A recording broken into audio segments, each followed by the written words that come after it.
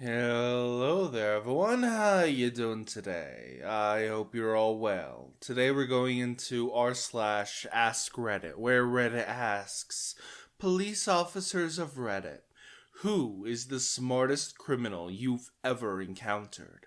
And Reddit sure had answers galore. And we're gonna read over them. If you enjoy, like and subscribe, and leave a comment with your thoughts or stories down below. And now, let's get started, shall we? I worked with this one guy who had a lengthy record. He had a system for getting released if he got caught. After committing a crime, if the police were in pursuit, and he knew he was about to be cornered, he would act insane. His girl would play along with it, telling the police that he was off his medication.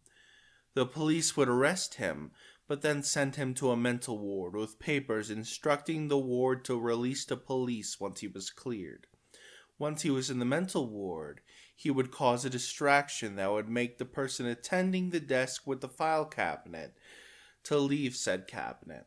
He would then crawl to said file cabinet, look for his release to police papers, and then he would literally eat the papers. And when the psych evaluators decided that he was stable enough to be released, there would be no instructions to send him to the police, and he would be released to the general public. He did this about 10 times until police officers noticed him back on the streets. This stunt forced the state to change their procedure for detaining mentally unstable suspects. My favorite was the guy who stole a post office mailbox off the street, repainted it, then put it next to the night deposit at a bank, and hung an out-of-order sign on the deposit box. All the businesses came along and dropped off their deposits in the mailbox. A guy I went to high school with had been stealing from Walmart in a pretty clever way. He would grab video games, MP3 players, beer, and so on, then throw them away in a trash can in the garden section. The workers never checked the trash contents, and he would just wait, sometimes 5 hours, until they emptied the trash in the back dumpster, and then hop in to get his items. Once he took a cardboard box from a display inside, filled it with video games, a PS3, and extra controllers. He grabbed some tape and pens and drew all over the box, and taped it up to make it look used, and tossed it. An hour later, he had a whole new PS3 and a stack of games. I'm not a cop, but I worked crime scenes. This guy had attached a GPS unit to the bottom of people's cars who owned houses he wanted to rob. He did it to ensure they wouldn't be showing up while he was ransacking the place. I heard about one person that pulled a shoplifting scam on a large, popular, and well-known U.S. retail store. They walked in with some cheap nylon product to get one of those "I walked in with this" stickers they used to put on returning merchandise. The sticker easily peeled off the product, undamaged.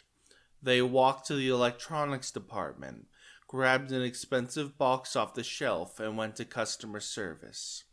They placed the sticker on the big box and asked if they could return the item without a receipt.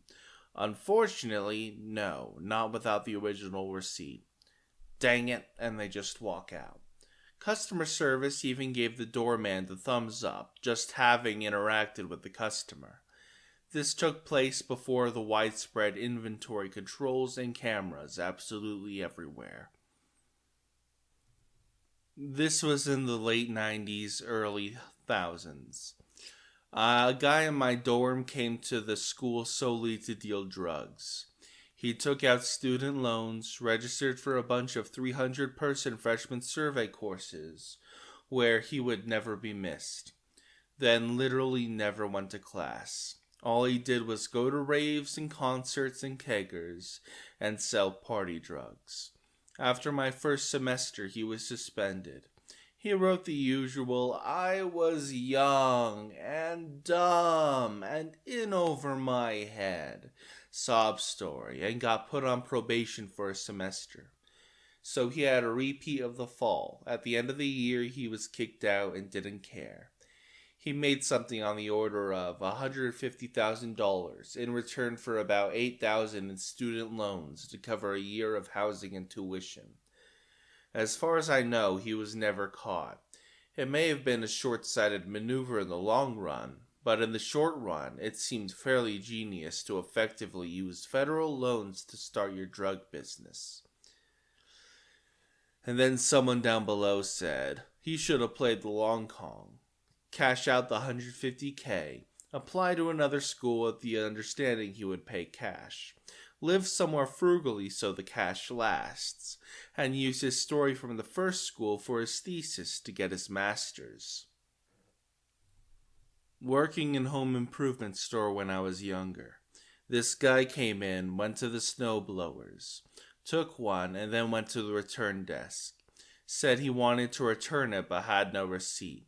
They told him you need a receipt, and he says, "Okay, I'll be back," and wheels it off to the car through the front door. He did this a few times apparently. A couple places even helped him load it back into his car.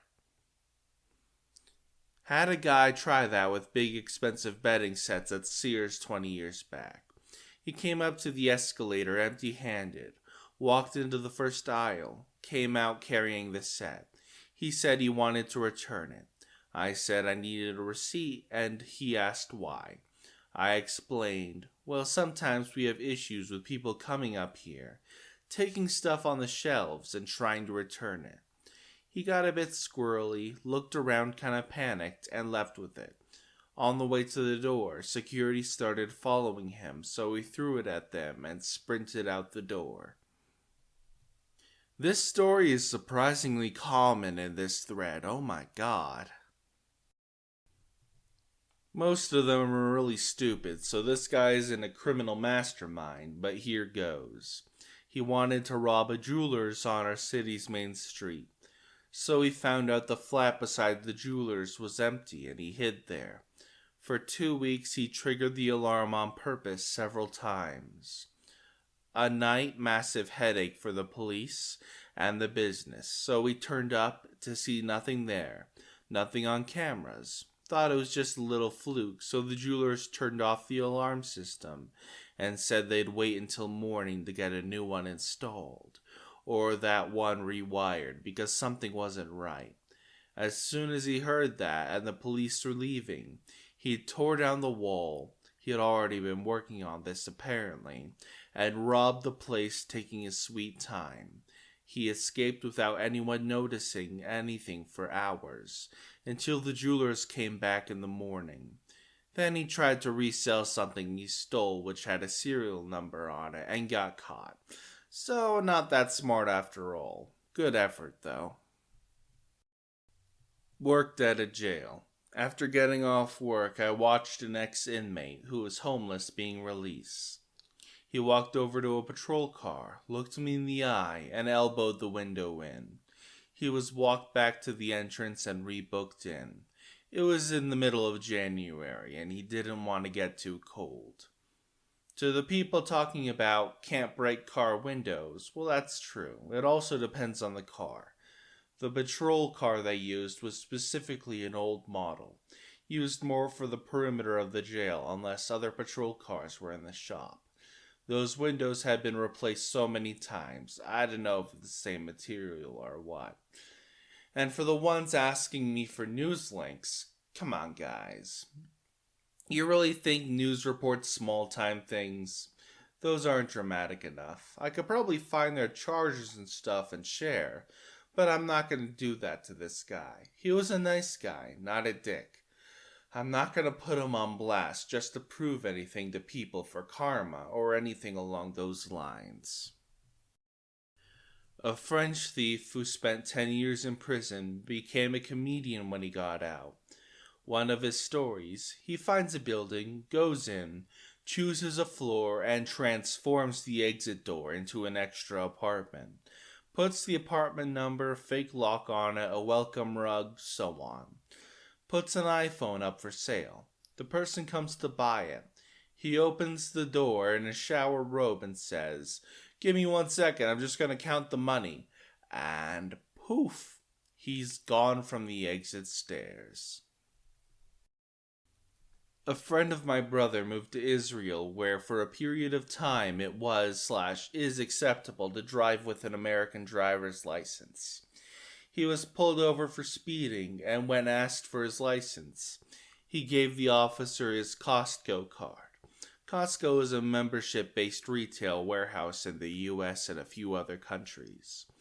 The exchange apparently went something like this. "Officer, Costco? What's Costco?" "It's the state I'm from." The officer's like, "That sounds made up.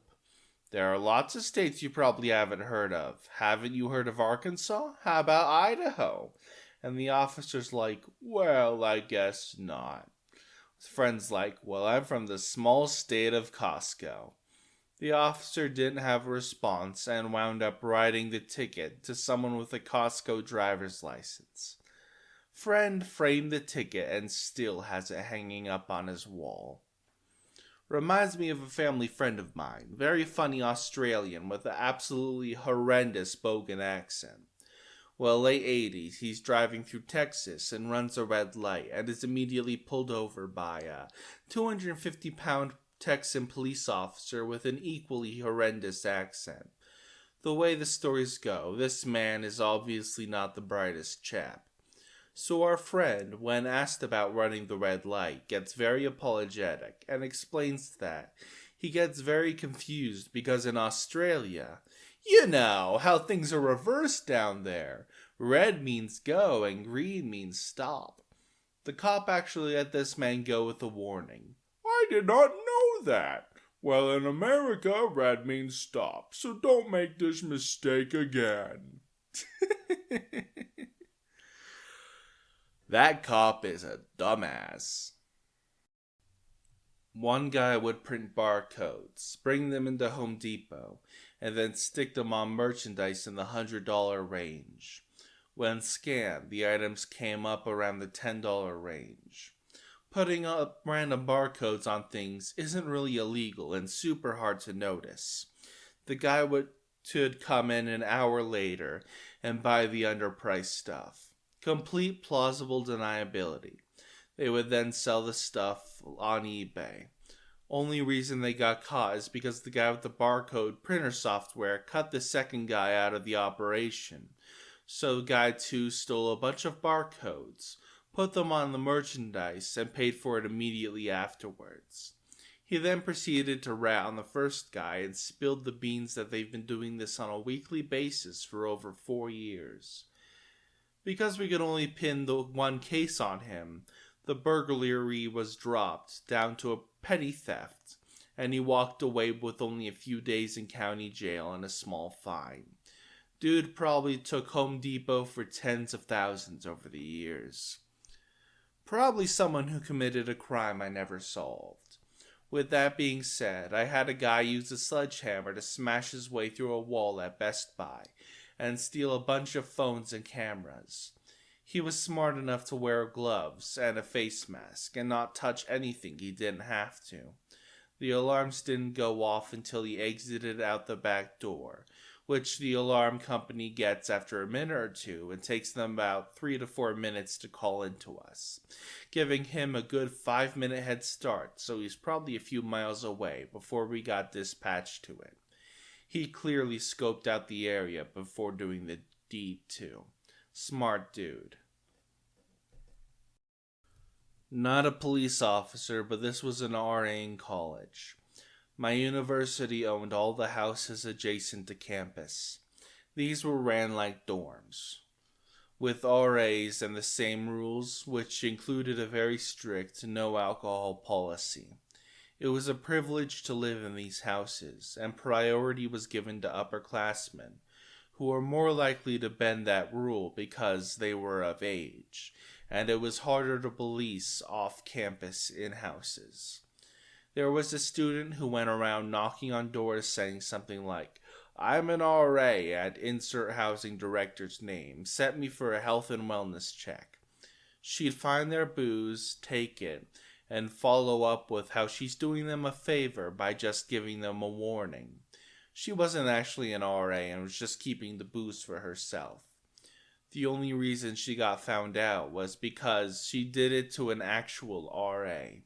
The RA was a guy. They kept man and woman housing separate, and just assumed he didn't know her because of that. It was only later he questioned why they had a female doing wellness checks on male housing. They did an investigation and asked other residents. Incidents dated back 2 years previously. We never found out who it was. That's the end of today's video. If you enjoyed, remember to like, subscribe, hit the notification bell, and leave a comment with your thoughts and stories down below. I will see you all next time.